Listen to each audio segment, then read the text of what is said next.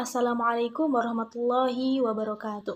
Perkenalkan, nama saya Regita Amalia dari kelompok 7 bersama rekan-rekan saya yang akan membahas tentang asuransi dan takaful.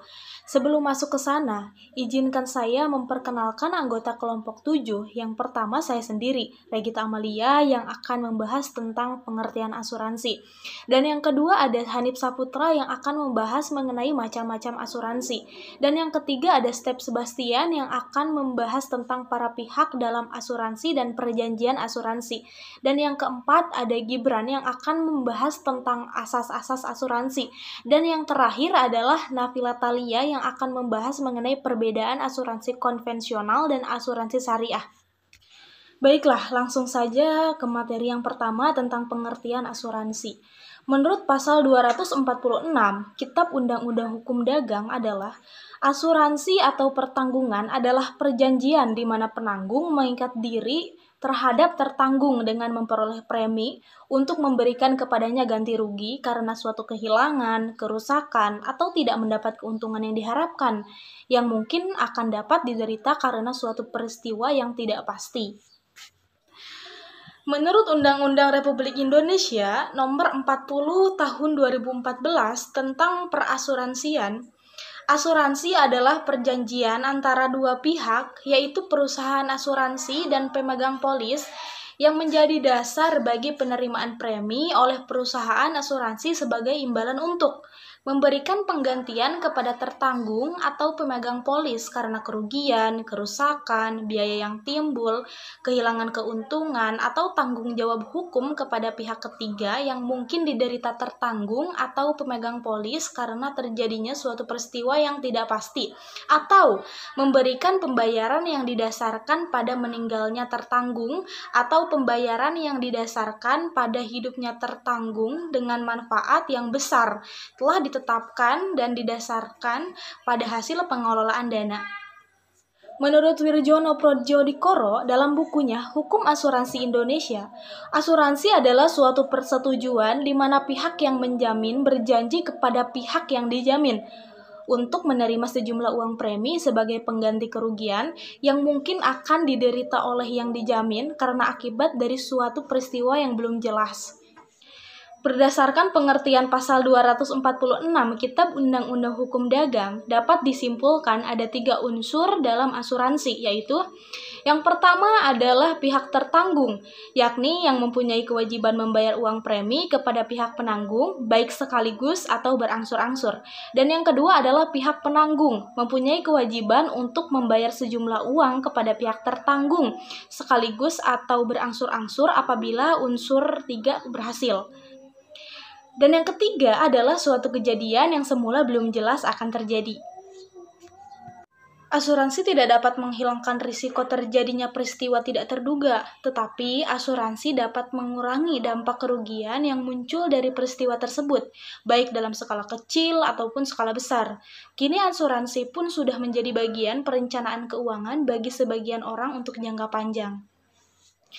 Industri asuransi di Indonesia akhir-akhir ini mengalami perkembangan yang cukup pesat setelah pemerintah mengeluarkan deregulasi pada tahun 1980-an. Dipertegas lagi dengan keluarnya Undang-Undang Republik Indonesia Nomor 2 Tahun 1992 tentang usaha perasuransian. Diharapkan dengan semakin berkembangnya industri asuransi di Indonesia, maka akan semakin berkembang pula pertumbuhan ekonomi di Indonesia dari tahun ke tahun akan semakin meningkat. Pada era globalisasi seperti ini, kebutuhan masyarakat akan asuransi semakin meningkat. Oleh karena itu, pertumbuhan atau perkembangan industri asuransi di Indonesia semakin dan akan terus meningkat. Baik, Assalamualaikum warahmatullahi wabarakatuh. Saya Muhammad Hanif Saputra. Kali ini saya akan menjelaskan tentang macam-macam asuransi yang ada di Indonesia. Nah, baik, yang pertama adalah asuransi jiwa. Jadi, apa yang dimaksud dengan asuransi jiwa? Jadi, asuransi jiwa adalah sebuah asuransi atau jaminan yang diberikan kepada seseorang atas kematiannya. Nah, pada penerapannya seperti apa? Penerapannya di Indonesia ya. Misalkan ada seseorang, kemudian orang itu mendaftarkan diri pada asuransi. Kemudian orang itu meninggal. Nah, setelah meninggal, pasti ada orang yang ditinggalkan.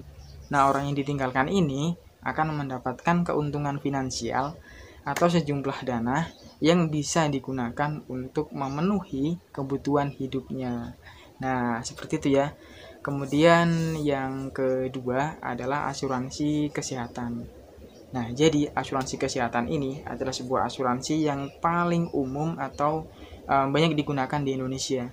Asuransi kesehatan ini adalah sebuah jaminan yang diberikan kepada orang-orang yang ingin mendapatkan perawatan ataupun fasilitas kesehatan dengan biaya yang terjangkau atau bahkan gratis. Nah, seperti itu ya.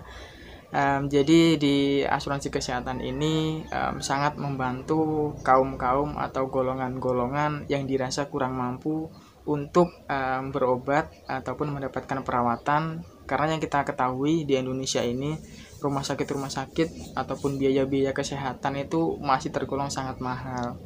Nah, dari asuransi ini mungkin sedikit bisa membantu orang-orang tersebut. Nah, baik, yang selanjutnya adalah asuransi kendaraan. Jadi asuransi kendaraan ini adalah sebuah jaminan proteksi terhadap seseorang ketika seseorang itu memiliki kendaraan dan kendaraan orang itu menabrak orang lain ataupun kendaraan orang itu menabrak kendaraan orang lain. Nah, pastinya akan memberikan ganti rugi kan, dan ganti ruginya itu cukup besar. Nah, biasanya dalam asuransi kendaraan ini bisa membantu ataupun meringankan beban orang-orang yang mengalami resiko-resiko tersebut.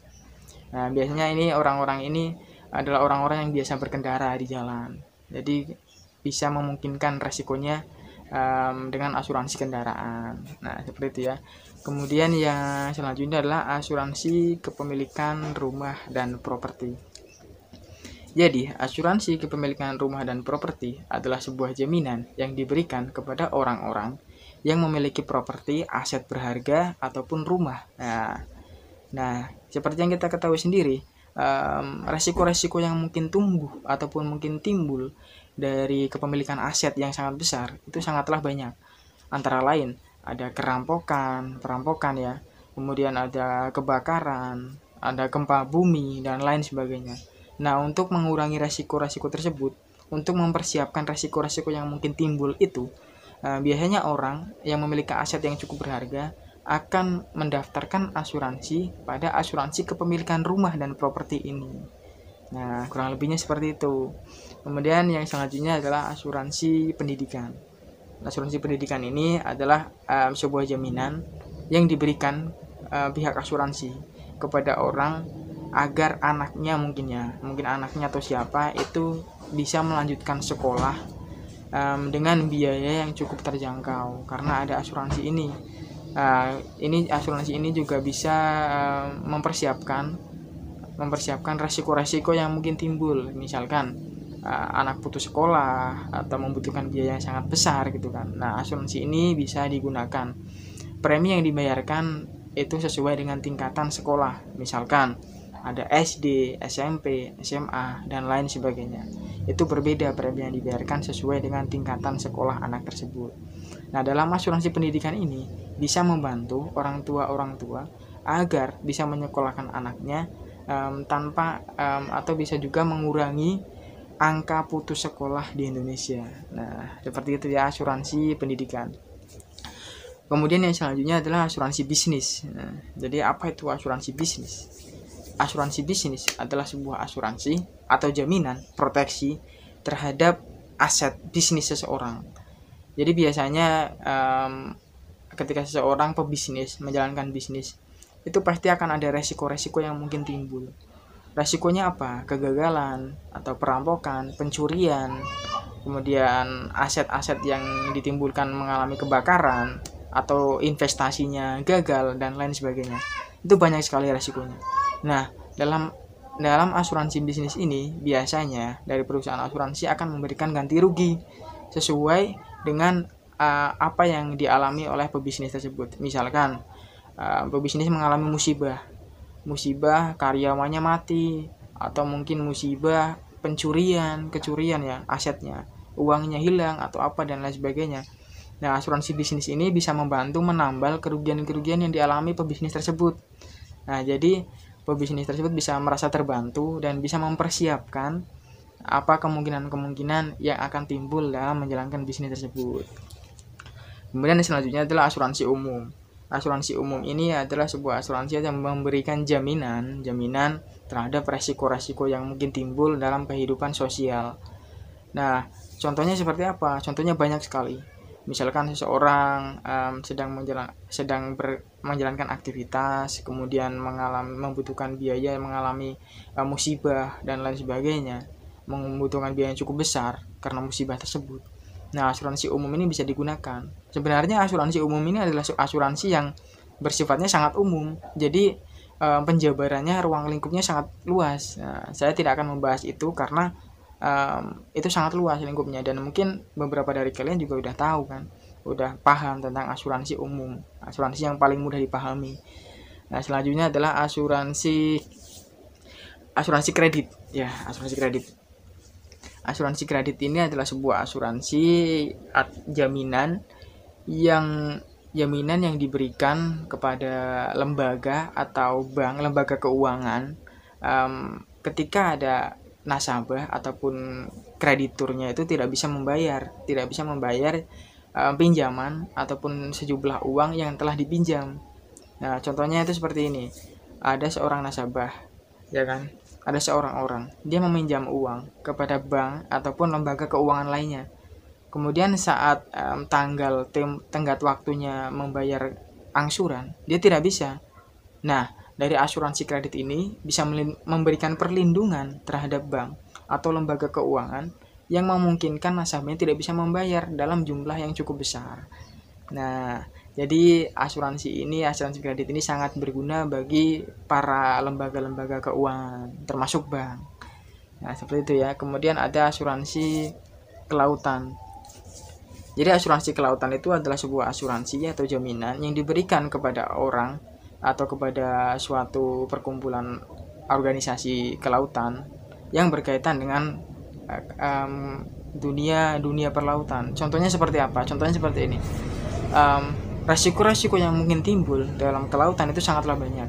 Kita ambil contoh ketika ada kerusakan kargo, misalkan kerusakan kapal, kerusakan mesin dan lain sebagainya, ataupun misalkan ada kecelakaan di laut yang menimbulkan seseorang terluka parah ataupun sampai meninggal dunia. Nah, ketika dia mendaftarkan asuransi kelautan ini, dari pihak perusahaan asuransi bisa memberikan sejumlah dana yang bisa digunakan untuk menambal kerugian yang dialami. Nah, seperti itu dalam asuransi kelautan. Kemudian yang selanjutnya adalah asuransi perjalanan. Asuransi perjalanan ini adalah sebuah jaminan yang diberikan ketika seseorang itu melakukan perjalanan. Nah, dari asuransi ini dihitung itu dari awal dia melakukan perjalanan sampai nanti dia pulang. Nah, dalam jangka waktu itu asuransi ini berlaku. Ketika orang mengalami suatu kerugian dalam perjalanan, itu ketika dia mendaftarkan dalam asuransi perjalanan, dia akan mendapatkan ganti rugi yang jumlahnya sesuai dengan apa yang dia alami. Nah, kemudian yang selanjutnya adalah asuransi syariah atau takaful.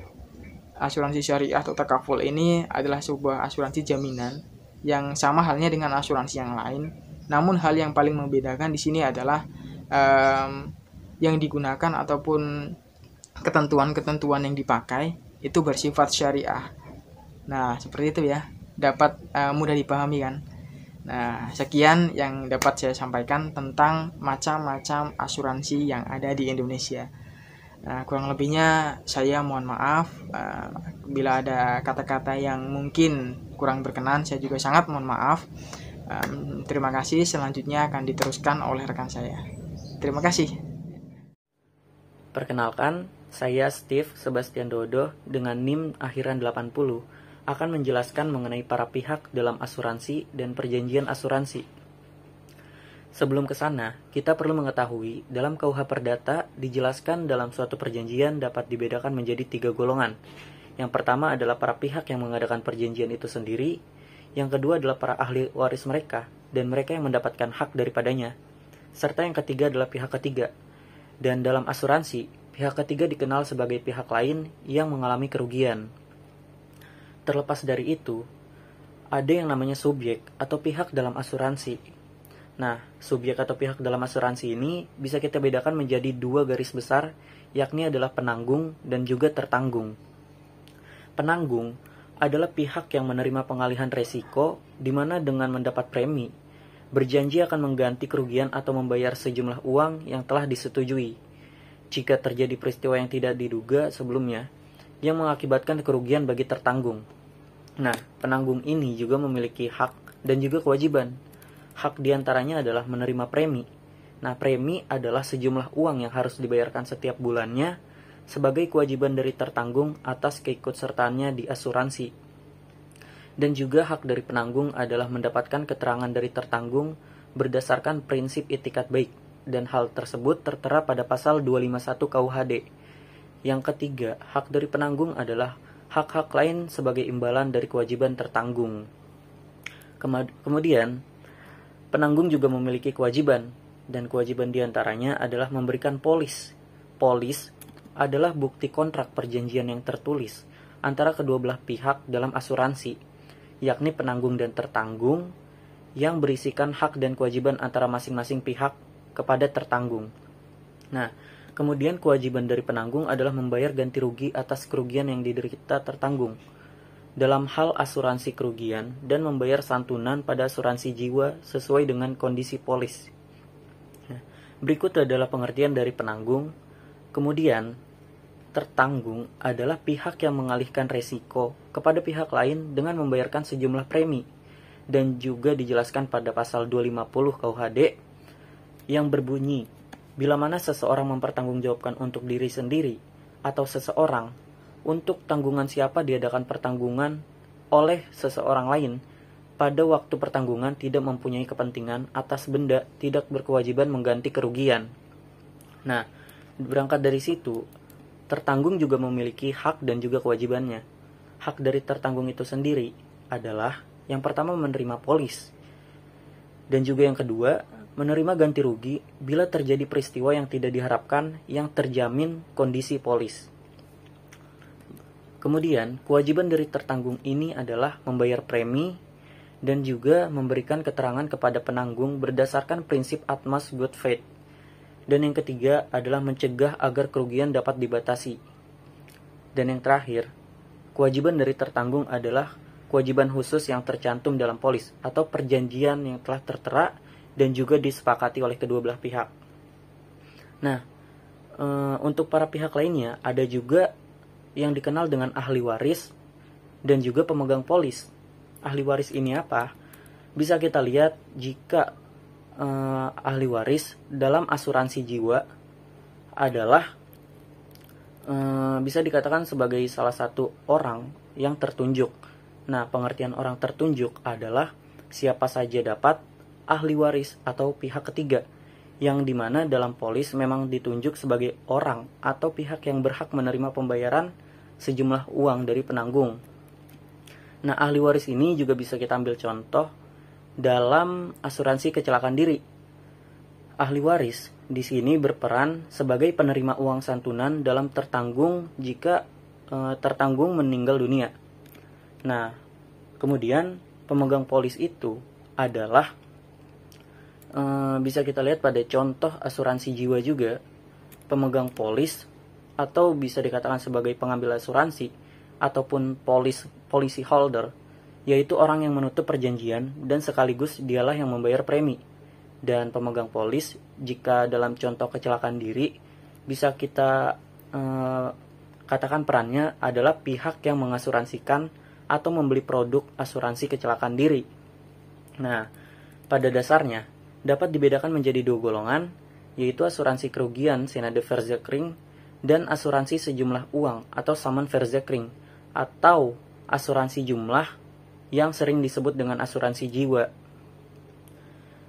Sekian pemaparan mengenai para pihak dalam asuransi. Terima kasih. Baik, Assalamualaikum warahmatullahi wabarakatuh. Saya Muhammad Henry Saputra dengan akhiran NIM 062. Saya akan membahas tentang asas-asas dalam asuransi. Nah, baik, yang pertama langsung saja yaitu asas kepentingan yang dapat diasuransikan.